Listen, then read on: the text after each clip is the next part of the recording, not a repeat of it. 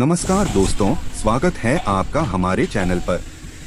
आज की इस वीडियो में हम स्लैब स्टील बाइंडिंग के पूरे प्रोसेस को शुरुआत से लेकर अंत तक विस्तार से समझेंगे। अगर आप सिविल इंजीनियरिंग के स्टूडेंट हैं, साइट इंजीनियर हैं, सुपरवाइजर हैं, कॉन्ट्रैक्टर हैं या कंस्ट्रक्शन सीखना चाहते हैं तो यह वीडियो आपके लिए बहुत उपयोगी होने वाली है। आज हम सिर्फ स्टील कैसे बांधते हैं यही नहीं देखेंगे, बल्कि यह भी समझेंगे कि कौन सी स्टील कहाँ लगती है, स्टील की स्पेसिंग कैसे तय की जाती है, लैपिंग कहाँ और क्यों दी जाती है, कवर ब्लॉक का क्या काम होता है, चेयर बार क्यों लगाई जाती है, बाइंडिंग वायर कैसे बांधी जाती है और कंक्रीट डालने से पहले किन किन चीजों की जांच करना जरूरी होता है। सबसे पहले समझते हैं कि स्लैब स्टील बाइंडिंग क्या होती है। किसी भी आरसीसी स्लैब की मजबूती केवल कंक्रीट से नहीं आती। कंक्रीट दबाव यानी कॉम्प्रेशन को बहुत अच्छी तरह सहन करती है, लेकिन खिंचाव यानी टेंशन को सहन नहीं कर पाती। इसलिए स्टील बार का उपयोग किया जाता है, क्योंकि स्टील टेंशन को आसानी से झेल सकती है। जब स्टील और कंक्रीट एक साथ काम करते हैं तब एक मजबूत आरसीसी स्लैब तैयार होती है। अब बात करते हैं स्लैब में लगने वाली स्टील की। सामान्यतः स्लैब में दो प्रकार की स्टील होती है, पहली मेन बार और दूसरी डिस्ट्रीब्यूशन बार। मेन बार वह स्टील होती है जो मुख्य लोड को उठाती है, जबकि डिस्ट्रीब्यूशन बार लोड को बराबर फैलाने, क्रैक कम करने और मेन बार्स को सपोर्ट देने का काम करती है। स्टील का डायमीटर ड्राइंग के अनुसार तय किया जाता है। सामान्य घरों में 8 mm, 10 mm और 12 mm की TMT बार्स सबसे अधिक उपयोग होती हैं। लेकिन किसी भी साइट पर बिना स्ट्रक्चरल ड्राइंग के स्टील का आकार या दूरी बदलना बिल्कुल सही नहीं होता। अब बात करते हैं स्टील स्पेसिंग की। स्टील स्पेसिंग का मतलब है एक स्टील बार से दूसरी स्टील बार के बीच की दूरी। यह दूरी हमेशा सेंटर से सेंटर मापी जाती है। सामान्यतः 100 mm, 125 mm, 150 mm या 200 mm की स्पेसिंग देखने को मिलती है। यदि स्पेसिंग ज्यादा कर दी जाए तो स्लैब कमजोर हो सकती है, और यदि बहुत कम कर दी जाए तो स्टील की मात्रा बढ़ जाएगी और कंक्रीट भरने में भी समस्या आ सकती है। इसलिए हमेशा स्ट्रक्चरल ड्राइंग के अनुसार ही स्पेसिंग रखनी चाहिए। अब समझते हैं स्टील बाइंडिंग क्यों की जाती है। जब स्लैब में स्टील बिछाई जाती है तब सभी बार्स को बाइंडिंग वायर की मदद से आपस में बांधा जाता है। इसका उद्देश्य केवल स्टील को जोड़ना नहीं होता, बल्कि कंक्रीट डालते समय स्टील अपनी सही जगह पर बनी रहे। यही इसका सबसे बड़ा कारण है। यदि स्टील ठीक से नहीं बांधी गई तो कंक्रीट पोरिंग और वाइब्रेटर चलाने के दौरान स्टील अपनी जगह से हिल सकती है, जिससे पूरी रीइंफोर्समेंट खराब हो सकती है। अब बात करते हैं बाइंडिंग वायर की। साइट पर सामान्यतः 18 गेज या 20 गेज बाइंडिंग वायर का उपयोग किया जाता है। हर इंटरसेक्शन पर वायर को मजबूती से बांधा जाता है ताकि पूरा स्टील मैट एक यूनिट की तरह काम करे। वायर को इतना कसकर बांधना चाहिए कि स्टील हिले नहीं, लेकिन इतना भी नहीं कि वायर टूट जाए। इसके बाद स्टील की लाइन और लेवल चेक की जाती है। सभी बार्स सीधी होनी चाहिए और कहीं भी टेढ़ापन नहीं होना चाहिए। अगर स्टील सही लाइन में नहीं होगी तो स्लैब की मजबूती और फिनिश दोनों प्रभावित हो सकती हैं। अब अगला महत्वपूर्ण विषय है कवर ब्लॉक, लेकिन उसे विस्तार से हम वीडियो के अगले भाग में समझेंगे, क्योंकि कवर ब्लॉक स्लैब की लाइफ बढ़ाने में बहुत महत्वपूर्ण भूमिका निभाता है। अगर आप स्लैब स्टील बाइंडिंग का पूरा प्रोसेस बिना कोई स्टेप छोड़े सीखना चाहते हैं तो इस वीडियो को अंत तक जरूर देखें। अगले भाग में हम cover block, lapping, chair steel और टॉप रीइंफोर्समेंट को विस्तार से समझेंगे। अब तक हमने जाना कि स्लैब में मेन बार, डिस्ट्रीब्यूशन बार, स्टील स्पेसिंग और बाइंडिंग वायर का क्या महत्व है। अब बात करते हैं उन महत्वपूर्ण चीजों की जिनकी वजह से स्लैब कई वर्षों तक मजबूत और सुरक्षित बनी रहती है। सबसे पहले समझते हैं कवर ब्लॉक के बारे में। कवर ब्लॉक एक छोटा सा ब्लॉक होता है जिसे स्टील के नीचे रखा जाता है। इसका मुख्य काम स्टील और शटरिंग के बीच आवश्यक दूरी बनाए रखना होता है। इस दूरी को ही कंक्रीट कवर कहा जाता है। अगर स्टील सीधे शटरिंग पर रख दी जाए तो कंक्रीट स्टील को पूरी तरह से कवर नहीं कर पाएगी। ऐसी स्थिति में कुछ समय बाद स्टील में जंग लगना शुरू हो सकती है, जिससे पूरी स्लैब की मजबूती कम हो जाती है। सामान्यतः रिहायशी भवनों की स्लैब में 20 mm से 25 mm का कवर दिया जाता है, लेकिन हमेशा स्ट्रक्चरल ड्राइंग में दिए गए कवर को ही फॉलो करना चाहिए। कवर ब्लॉक लगाने के बाद यह भी सुनिश्चित किया जाता है कि सभी कवर ब्लॉक्स सही दूरी पर लगे हों। यदि उनकी दूरी बहुत ज्यादा होगी तो स्टील नीचे झुक सकती है। इसलिए सामान्यतः लगभग 1 मीटर के अंतर पर कवर ब्लॉक्स लगाए जाते हैं। हालांकि वास्तविक दूरी साइट की आवश्यकता और इंजीनियर की सलाह के अनुसार तय होती है। अब बात करते हैं लैपिंग की। कई बार पूरी लंबाई की स्टील उपलब्ध नहीं होती या डिजाइन के अनुसार 2 स्टील बार्स को जोड़ना पड़ता है। ऐसी स्थिति में लैपिंग दी जाती है।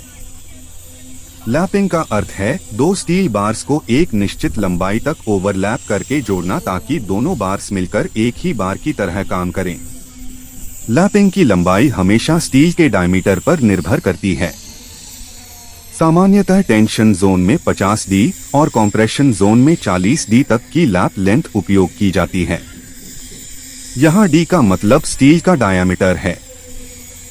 उदाहरण के लिए यदि 10 mm की बार है और 50 डी लैप दी जा रही है तो लैप लेंथ लगभग 500 mm होगी। लेकिन केवल लंबाई ही महत्वपूर्ण नहीं होती, लैपिंग की पोजीशन भी उतनी ही महत्वपूर्ण होती है।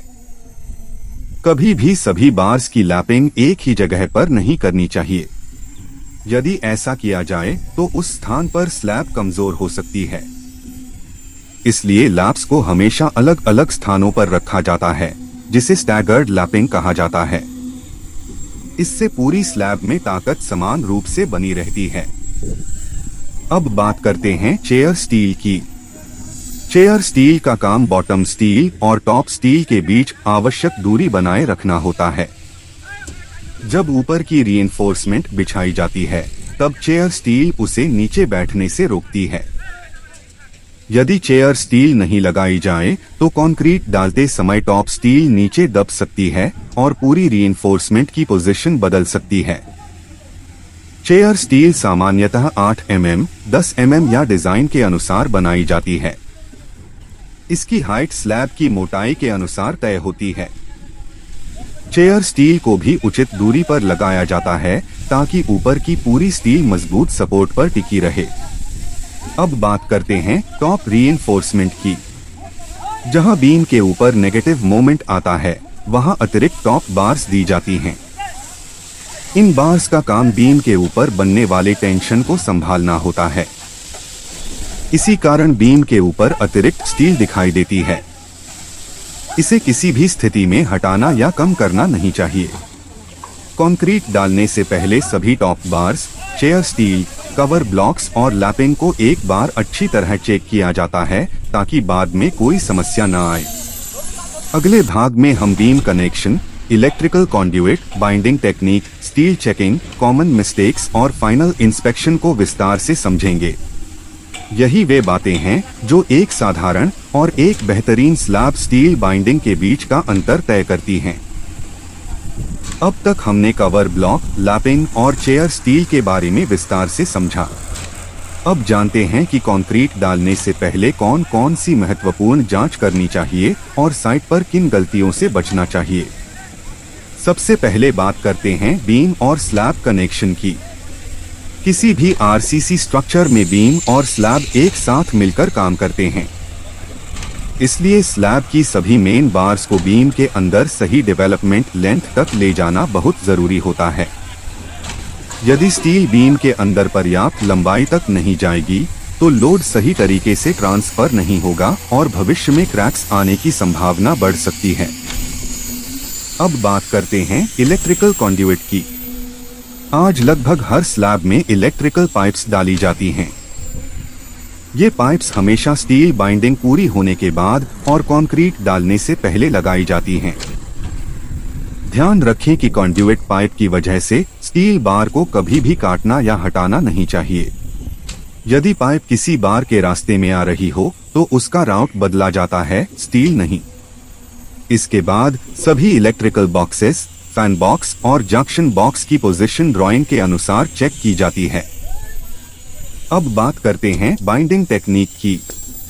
स्टील बार्स के प्रत्येक इंटरसेक्शन पर बाइंडिंग वायर अच्छी तरह बांधी जाती है।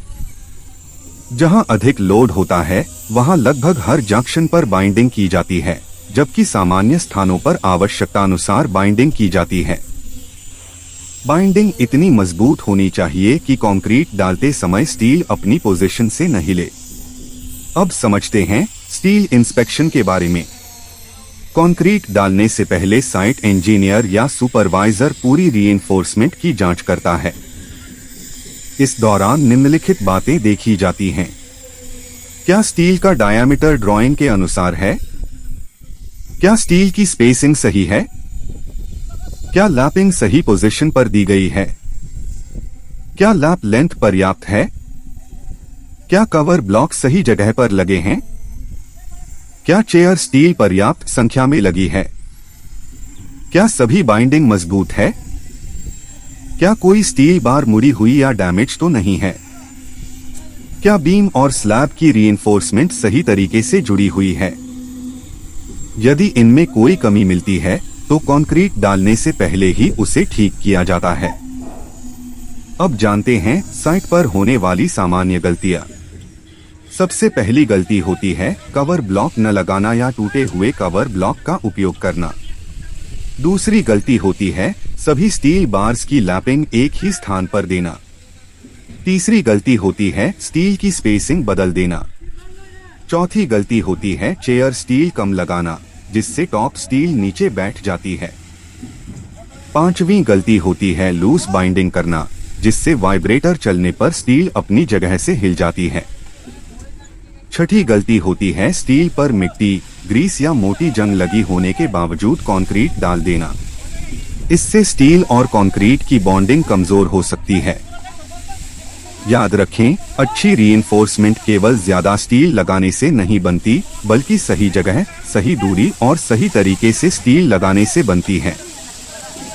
अगले और अंतिम भाग में हम कंक्रीट पोरिंग से पहले की final checklist, safety tips, engineer की सलाह और प्रोफेशनल साइट टिप्स के बारे में विस्तार से जानेंगे। अब तक हमने स्लैब स्टील बाइंडिंग के लगभग सभी महत्वपूर्ण पहलुओं को विस्तार से समझ लिया है। अब जानते हैं कि कंक्रीट डालने से पहले अंतिम जांच कैसे की जाती है और एक प्रोफेशनल साइट इंजीनियर किन बातों का विशेष ध्यान रखता है।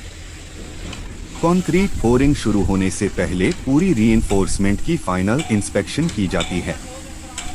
इस समय यह सुनिश्चित किया जाता है कि सभी स्टील बार्स ड्राइंग के अनुसार लगी हो, उनकी स्पेसिंग सही हो, लैपिंग सही पोजीशन पर हो और सभी बाइंडिंग मजबूत हो। इसके बाद सभी कवर ब्लॉक्स को दोबारा चेक किया जाता है ताकि कहीं भी स्टील सीधे शटरिंग को टच न कर रही हो। यदि कवर सही नहीं होगा तो भविष्य में स्टील में कोरोजन यानी जंग लग सकती है और स्लैब की स्ट्रेंथ कम हो सकती है। अब चेयर स्टील की जांच की जाती है। सभी चेयर्स मजबूत होनी चाहिए और समान दूरी पर लगी होनी चाहिए ताकि टॉप रीइंफोर्समेंट अपनी सही पोजीशन पर बनी रहे। यदि चेयर स्टील कमजोर होगी या कम संख्या में होगी तो कंक्रीट डालते समय टॉप स्टील नीचे बैठ सकती है। इसके बाद बीम और स्लैब के जंक्शन को ध्यान से देखा जाता है। यह सुनिश्चित किया जाता है कि सभी बार्स पर्याप्त डेवलपमेंट लेंथ के साथ बीम के अंदर गई हो और कहीं भी स्टील काट या बेंड गलत तरीके से न किया गया हो। अब इलेक्ट्रिकल कंड्यूइट, फैन बॉक्स और जंक्शन बॉक्स की पोजीशन चेक की जाती है। सभी पाइप्स अच्छी तरह फिक्स होनी चाहिए ताकि कंक्रीट डालते समय वे अपनी जगह से न हिलें। इसके बाद शटरिंग की भी जांच की जाती है। सभी प्रॉप्स, सपोर्ट्स और सेंटरिंग मजबूत होनी चाहिए। यदि शटरिंग कमजोर होगी तो कंक्रीट का पूरा लोड सहन नहीं कर पाएगी, जिससे स्लैब में डिफ्लेक्शन या कोलैप्स का खतरा हो सकता है। अब कंक्रीट पोरिंग शुरू होती है। कंक्रीट को एक ही स्थान पर अधिक मात्रा में नहीं डालना चाहिए। इसे धीरे धीरे पूरे स्लैब में समान रूप से फैलाया जाता है। कंक्रीट डालने के दौरान नीडल वाइब्रेटर का उपयोग किया जाता है। वाइब्रेटर का उद्देश्य कंक्रीट के अंदर फंसी हुई हवा को बाहर निकालना और कंक्रीट को पूरी तरह कॉम्पैक्ट करना होता है। लेकिन ध्यान रखें कि वाइब्रेटर को बहुत देर तक एक ही स्थान पर नहीं रखना चाहिए, क्योंकि इससे कंक्रीट सेग्रीगेशन हो सकती है। कंक्रीट डालने के बाद वुडन फ्लोट या एल्यूमिनियम स्क्रीड की सहायता से स्लैब की सरफेस को लेवल किया जाता है, ताकि पूरी सरफेस एक समान रहे। कंक्रीट सेटिंग शुरू होने के बाद सबसे महत्वपूर्ण काम होता है क्योरिंग। कई लोग अच्छी स्टील बाइंडिंग और अच्छी कंक्रीट के बावजूद क्योरिंग पर ध्यान नहीं देते, जबकि यही सबसे बड़ी गलती होती है। कम से कम 7 से 14 दिनों तक नियमित रूप से पानी देकर क्योरिंग करनी चाहिए। इससे कंक्रीट अपनी पूरी स्ट्रेंथ प्राप्त करती है और भविष्य में श्रिंकेज क्रैक्स बनने की संभावना कम हो जाती है। अब कुछ महत्वपूर्ण साइट टिप्स जान लेते हैं। हमेशा ISI मार्क वाली TMT स्टील का ही उपयोग करें। स्ट्रक्चरल ड्राइंग के बिना स्टील की क्वांटिटी या स्पेसिंग कभी न बदलें। स्टील पर मिट्टी, तेल या मोटी जंग नहीं होनी चाहिए। कवर ब्लॉक के स्थान पर ईंट या पत्थर का उपयोग नहीं करना चाहिए। लैपिंग हमेशा स्टैगर्ड पोजीशन में दें। कंक्रीट डालने से पहले पूरी रीइंफोर्समेंट की फाइनल अप्रूवल इंजीनियर से अवश्य लें। Safety helmet, safety shoes, gloves और सेफ्टी बेल्ट का उपयोग हमेशा करें। याद रखें, किसी भी बिल्डिंग की मजबूती उसकी फाउंडेशन और रीइंफोर्समेंट पर निर्भर करती है। यदि स्लैब स्टील बाइंडिंग सही तरीके से की गई है, तो पूरी स्ट्रक्चर अधिक सुरक्षित, मजबूत और टिकाऊ बनती है। उम्मीद है कि स्लैब स्टील बाइंडिंग प्रोसीजर का पूरा प्रोसेस आपको अच्छे से समझ में आ गया होगा। अगर यह वीडियो आपके लिए उपयोगी रही हो, तो इसे लाइक करें, अपने दोस्तों और कंस्ट्रक्शन फील्ड से जुड़े लोगों के साथ शेयर करें और ऐसे ही सिविल इंजीनियरिंग एवं कंस्ट्रक्शन की प्रैक्टिकल जानकारी के लिए हमारे चैनल को सब्सक्राइब करना न भूलें।